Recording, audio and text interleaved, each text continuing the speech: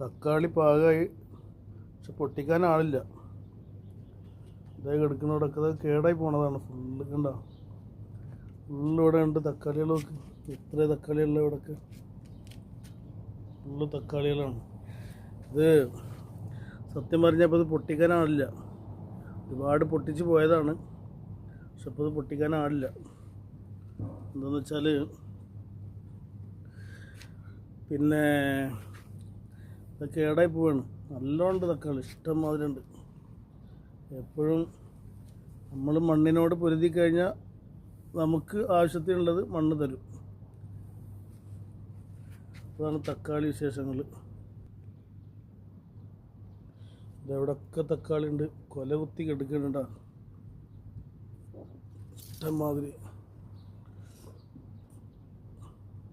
പൊട്ടിക്കാനാവില്ല.